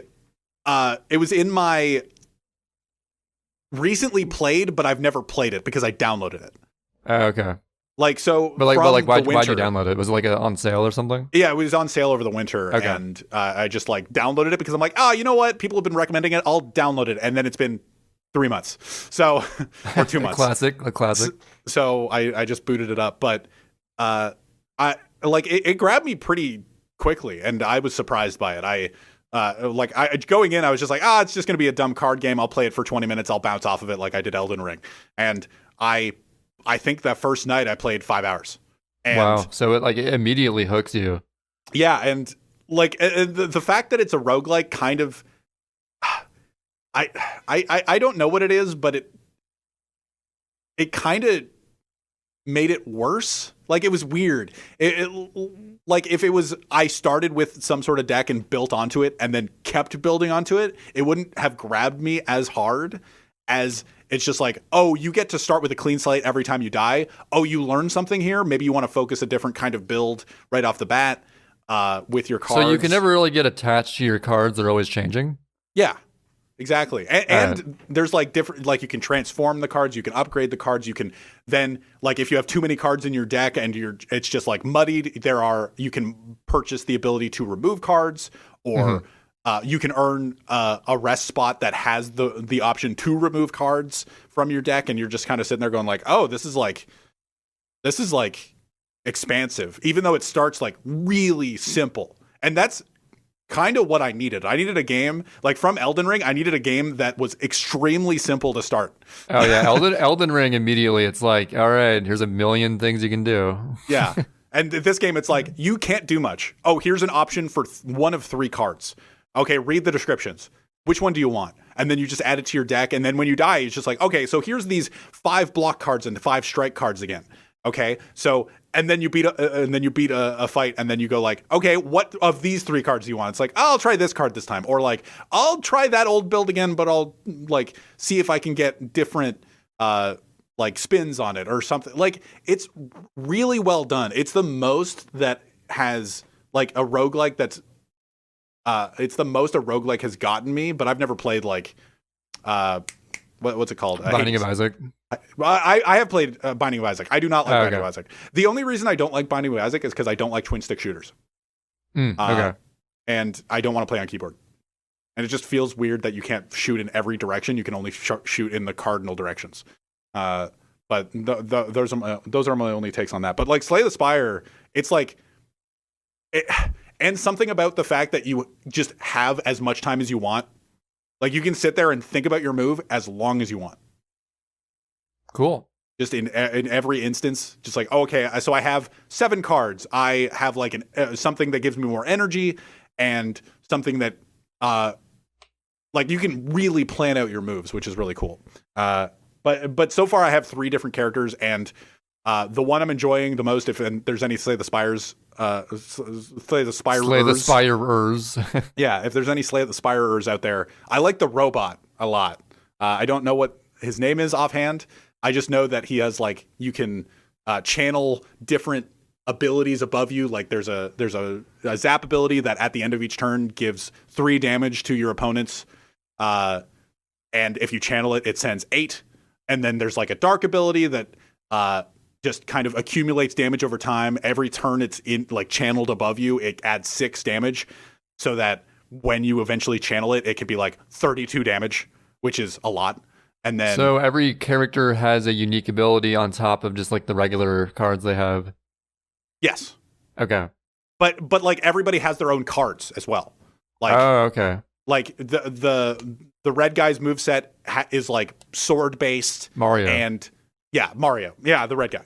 And he like I don't really know what the special thing about the first guy is, but the second one is very stealth, and you can grant shivs to yourself. Haven't played them much, the first 2 much, but I've played the robot one that has these like channel orbs abilities, and you can play very passive, and you can play very aggressive depending on what you get. And or you can play passive aggressively. You can definitely piss everybody off by how you play. But yeah, it actually grabbed me like super hard. And cool. Yeah, that's a rare feeling for a game to just immediately. Because even the games that I love, like Fire Emblem 3 Houses, the first few hours I was kind of just like, like this is kind of weird. But a game to just immediately suck you in, that's pretty remarkable. So I like it reminds me of Twitter. I'm going to explain. Oh boy, I got to hear this explanation. I'm going to explain this. You know when you're scrolling on your phone and you're going through Twitter or Tumblr or Instagram or whatever social media you choose. You're just scrolling through it, and then you close it, and then you, without thinking, open it again. Yes, all the time, and I hate myself. I do that too, but then I just like think to myself, oh, I should shut it down. That's what I've been doing with Slay the Spire. Dude, I will read the same exact tweets 3 times. It's like, why am I reading through these tweets again? But yeah, exactly. Just like you need to follow more people, maybe. Well, no. Like from like the same time frame. I'll read again because I'm just like so bored. But yeah, with Slay the Spire, I follow like 800 people. More. I follow what, 1,100, something like that. I thought you have like 2,000. Do I? No, you have some crazy amount. I don't know. I do have I do follow a lot of people, but the Slay the Spire is like Twitter for me, where it's just like I've literally lost a run, shut down the game, and then boot it, like not without thinking about it. Like that's way too much. Like I can't not think about it, but I've just been like sitting there for a couple minutes, and I'm like, yeah, I'll boot it up again. Let's go. Let's do another run. Because when you die, you're just done. Like with roguelikes, you just die, and then you feel this. There's this moment. It's not the same pull as Elden Ring, where it's just like, oh, I've died, I need to go get my souls back, or whatever. Like you want to, with Elden Ring or Dark Souls, especially with Dark Souls, like whenever you died, I was just like, oh, I need to go back and get my souls at least, and then get back to the classic thing. My biggest noob move when I play a Souls game. Just sorry, quick tangent. No, go for it. Is that whenever I lose like a decent amount of souls relatively late into a dungeon or something, I get into the immediate freak out mindset of, okay, I can't afford to just like fight the enemies again. I might die fighting them. I'm just going to run through them and get the souls back. 9 times out of 10, I end up dying. So it's like, fuck, I should have just played it safe. I feel like the Dark Souls 2 was the hardest for that one. Really? Yeah, for like, oh, I need to go get my souls back. Like I think of the Cove. I feel like Dark Souls 2 had like the most bonfires, like just everywhere. Oh yeah, probably as well. But like, in the Cove, you know, the Pirate's Cove before the lizard boss fight. I like that area is so. It feels like, I guess compared to Elden Ring, that area is so small. But Oh yeah, the Pirate Cove. I remember now. Yeah. Yeah, if you lose your souls there, I'm just like, fuck, getting my souls back. That's actually like a huge area. Yeah. That's like an Elden Ring area. Getting your souls back in that area is so tough. Yeah, because you got to fight through like 10 skeletons, 3 dogs, and like all this stuff again. Like, and like, if that were me, I'm like, well, fuck fighting stuff. I could die if I fight. I'm just going to run by it all. That area is when I learned how like the enemy respawn works and how they eventually stop respawning. Yeah, I learned that actually in a DLC area where the trek to a boss was just like ridiculously stupid. Yeah. And I initially tried to kill them like every time and it took way too long. And then I learned ultimate speedrun strats where I run through, roll twice here, roll once here. Yeah. See, and it's that's like, what Elden Ring fighting stuff. That's what Elden Ring is lacking, though, isn't it? Oh my God. You just hit the nail on the head. Yeah. So much. Okay, the one thing why I don't give this game a 10 out of 10, the lantern thing was a meme. All right. Who cares about that? The one thing this game is lacking is the feeling of the trek back to the boss fight and dodging shit. Yeah. Because there's always those statues where you respawn right by the boss door each time. America? The statue of America or whatever. The Murican statue. Yeah, the Murican statues. Yeah. One aspect of the other Souls games that you had to get good at if you didn't want to fight every single time was the trek back to the boss. You run through, some guys lunge at you, you know exactly when to roll. You like speed run your way back to the boss fight. I got so good at that. Yeah. And that aspect, you don't really see it in Elden Ring because Elden Ring, they almost always spawn you to the boss fight, or you can just... Yeah. It's usually pretty easy getting back to it, which for an open world game, I understand because it's like, oh man, the game is so big. Why not just like throw us a bone, you know? Mm-hmm. But like, yeah, I guess it's lacking that aspect. The site of grace is usually like right beside it, or there's a like with your Crucible Knights, there was a statue right outside. And yeah, like literally the trek back was dodging one skeleton. Yeah, like wow, that was so tough. So, but like. It is interesting because like I thought that maybe at some point it would be enough. Like the run back to the Lionel Misbegotten was just like fall off a bridge and go. Yeah, there's like some jellyfish and that's it. But like they're docile unless you hit them. Yeah, they don't do anything. Yeah, so it's not like I need to dodge these. As frustrating as it is in the moment of like, fuck, I got to make this trek back again. There was fun to be had of like optimizing your path back to the boss. Yeah, and like in the overworld. You just use your horse. So yeah, I'm so glad you brought that up because I was going to bring that up, but I forgot to write it down. So good. Thank you. That I brought it up. But yeah, with Slay the Spire, it's a clean break. Like you die and you don't have that, I need to go get my souls back or whatever. You just you die, you get your experience points, you go back to the main menu and you have the option right there to just quit. So okay, what exactly is the progression? Like, are you getting further up a mountain or like what's happening like progression wise throughout the game? You're going through floors. So there's to my knowledge 3 acts. I have not have I beaten the 3rd act? I don't know. There's some amount of acts and you go through like floors for each act, making it to a large boss fight, earning your way to this boss fight with as much health or like potions or cards at your disposal and just some sort of build that you have going into these boss fights. And then you just try to have that progression. And once you die, you earn the experience points that you've earned. I don't even really know how the experience points work. And then, so when you die, do you attempt that boss again, like after the stuff with more experience? No, you start over again. So like brand new boss, like brand new everything. Brand new act. Like you start at the beginning of Act 1. Like a few times I've been like you start your playthrough and play for however long, and then you die and you're just like, I kind of don't want to play like shitty enemies for the little bit. But the thing that it does really well is those fights are really fast. Like you can kill the really novice enemies, the enemies right off the bat, really quickly.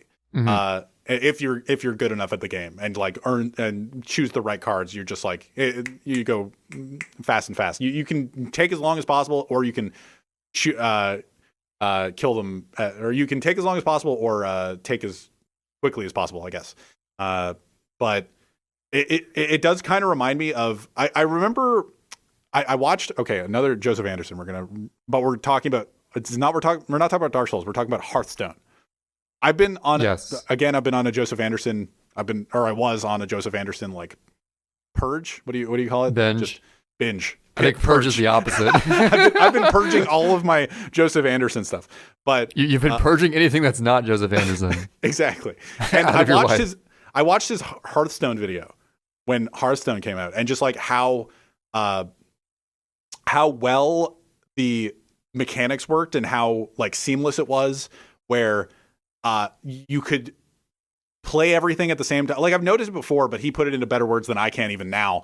But you like click your one card and drag up the arrow and click, and there's an animation that can play, but at the same time, it's an online game and you're up against other players, and you can actually just have everything go as fast as possible. Like you don't have to watch every animation. You could just have them all like coalesce into one animation. It's very fluid. And the same kind of thing you can do with, or the same exact thing you can do with Slay the Spire. You can have them all like, you can just go to your card, slide up a strike, slide up another strike, slide up another strike. There isn't an animation that plays, or like there is an animation that plays, but it will just like bleed into the next animation. And it'll be all very seamless. If you have like a very quick plan to go about it. So I imagine there are Slay the Spire speedrunners to bring it back to speedrunning just a little bit, but because this game has that kind of mechanic to it. But yeah, every time you die, you just like add experience points. I'm at like 4 unlockables left or something. I don't know what that means. I feel like I'm pretty early on. I think I have like 12 hours, 13 hours in. I have almost. Yellow Killer Bee have like several hundred hours in it? That would make sense. Okay. I don't know.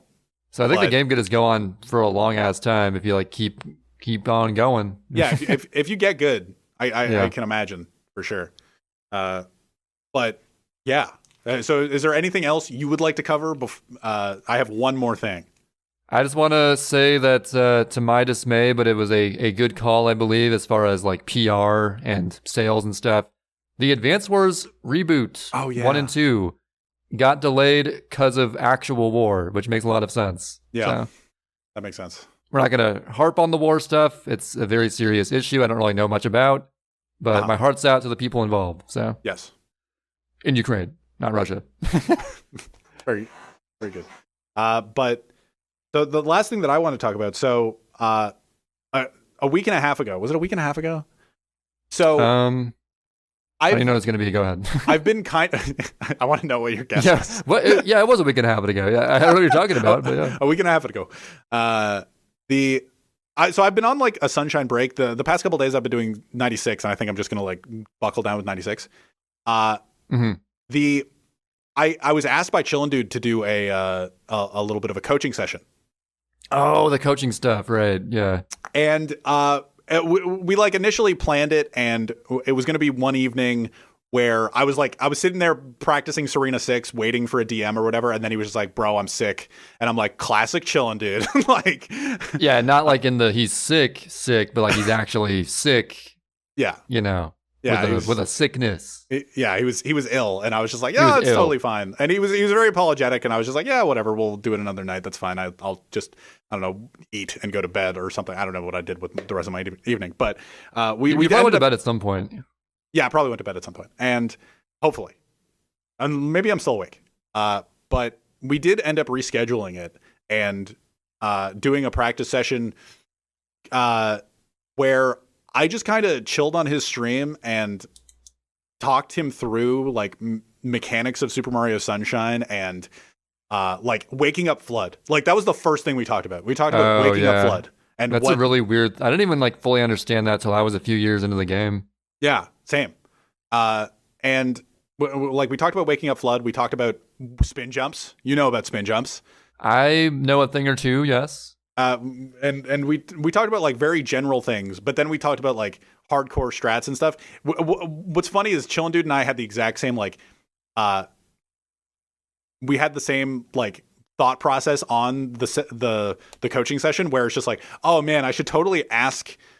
He like ran into things and just like, oh, I should ask Sid about this when we do our coaching session. Never wrote it down. And I did the same thing where I was just like, oh, I should talk about this, because I watched like his streams a couple times before we did the coaching session. I was like, oh, I should acknowledge this. Never wrote it down. Darn. That's number one rule, especially like for podcast notes. You got to write it down. Yeah. And well, I wrote down this so that I remembered it. And good. So we just kind of went in, and I just, you know how we can talk about Sunshine forever.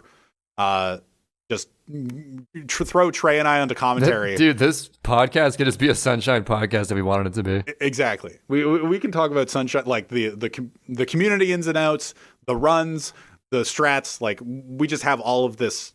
I don't want to we could spend a whole episode on a single level if we wanted to. Yeah. Like, and we almost have. Right. Yeah. Unironically. But yeah, like I just ended up being like super chill about it and just like talking about the mechanics. And if you had any questions as we go, do you know what I've learned about Chillin' Dude?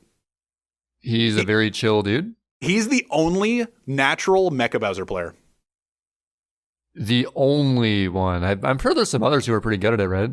Well, good at it. Fine. I mean, remember Dark Musician? Sure. Yeah. The creator of DM shots? Sure. It was. The thing I mean about Chillin' Dude is that we were trying to teach him, I keep calling it Lumardi shot, Leviton shot. Lumardi shot? We were teaching him Leviton shot, and he got it in a way that I've never seen it before. He like just aimed up and sprayed without thinking about it. Like he kind of like forgot the muscle memory, forgot what to do, and aimed up and sprayed, got it. And I've never seen anybody get it. That had to be just like a beginner's luck moment. There's no way. Oh, it was for sure a beginner's luck. That is not consistent. But he was getting Leviton rocket like the proper way, like 80% of the time. That's good. That's about like, that's probably more than I get. I get it like maybe 70% maybe. And I'm sitting there going like, I recently practiced this and I'm teaching you this. And I'm just like, this is insane. It's literally just like aim all the way down and then slightly to the side of the thing. And then pray it works. Exactly. And like maybe more central than I used to think, but going through those levels, but yeah, so we did the coaching session. It was chill. I feel like I was chosen just because, like, I don't know, I can just kind of chill and hang out, and I know about Sunshine. But Freddish was also in the chat, like helping us out with like timing and that's cool. Like, oh, this strat saves however much time. I don't remember what the specifics were, but I remember being like, oh, I don't think that's really worth it. It saves like 0.3. And Freddish was just like, it's like it's like whatever. And I'm just like, oh, okay. That saves like 1.3 seconds.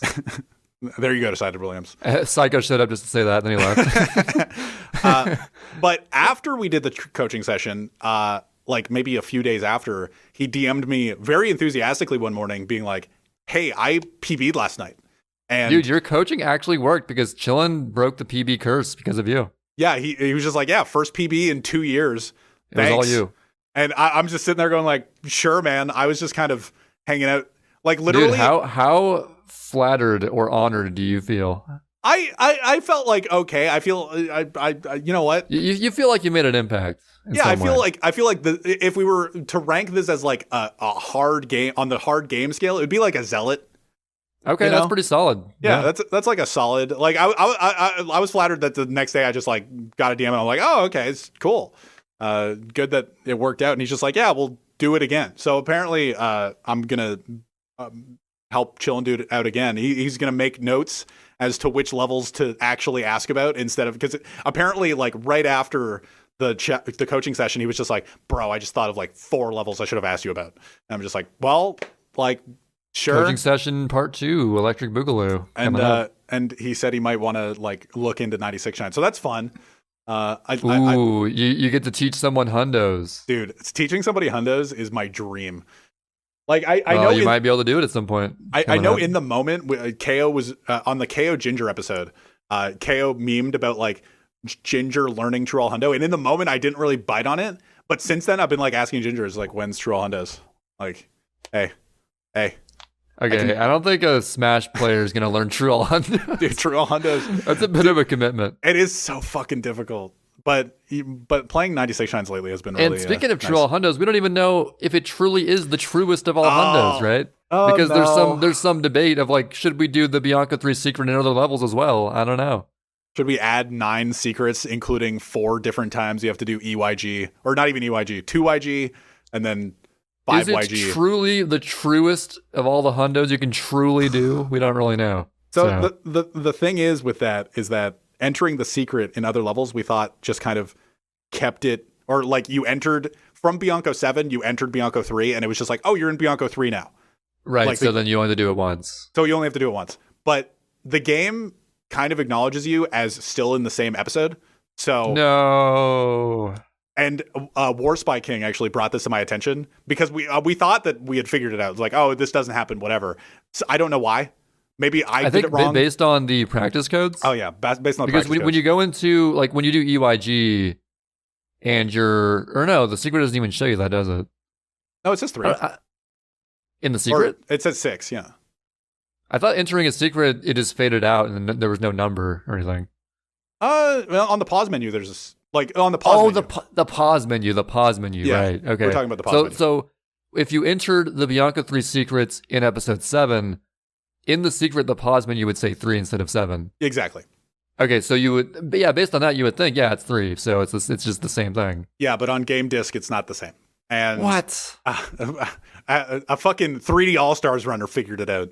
Wait, so like on practice codes, it probably sends you to the 3 secret, but on disc, it's the 7 variants of the secret that's identical to it. But. So I talked about this with Psychonauter. Okay. And on my stream where I was just like, okay, so am I actually going to bite this bullet and actually route these? So I'd have to route Bianco 3 hundo in a secret, man. Bianco 4 hundo in a secret, Bianco 5 hundo in a secret, Bianco 7 hundo in a secret, and Bianco 8 hundo in a secret. And do early Yoshi go around in episode 2, episode 5, episode 7, and episode 8. Dude, that's a lot. But like, especially the scariness of like potentially soft locking on EYG. And episode 1 as well. There's not enough coins in 1. Oh, thank God. All right. Yeah. I was like, okay. Like 1YG is possible, but there's not enough coins. So you lucked out there, buddy. Yeah, I did. Fuck yeah, I lucked out. But if there were enough, whatever. I won't talk about that. But yeah, so I was talking about it with Psychonauter, and he's just like, well, the game code actually makes it so that the secret is a different world. It's not like a sub-level like the casino or the King Boo fight or the hotel. It's not like a part of the episode. It actually takes you out and puts you in the secret. Okay. So it's like this within the same game code. It's the exact same level. So right now I'm just kind of riding off that, and the same level as the one it should be on. Yeah, it's Bianco 3 secret every time. So the thing that War Spy King was talking about isn't necessarily true? Well, it is true. Like you enter the secret and it's just like, oh, you're still in episode 7, but fuck that. I don't want to route that. Yeah. And there's plenty of the speedrunning has no shortage. It's not like the purest thing. There's plenty of fuck that. It's a lot more fun this way. So yeah, and I also don't. Hence hacked file and stuff. Do you know how much time adding all those hundos into my Bianco split would add? You'd unironically probably enjoy it more because you like Bianco hundos so much. So. The first hour would be Bianco. That's how long it would be. And yeah, and I don't want to do Bianco 5 hundo twice. And it's just like, oh, but yeah, we're right now. It's just like no. Thanks. And I'm kind of fine with that. But also, I'm getting back into 96. Not because of this, where it's just like I might be doing True All Hundo more if this didn't get brought up, and I'm just like kind of unsure about what I want to do with True All Hundo, if I want to add these hundos or not. Like there is like a consortium. There is a group of people that it's just like, oh, True All Hundo, what do we do? And we've all kind of agreed, except for Lego, that to not add these hundos is fine. I think the majority vote.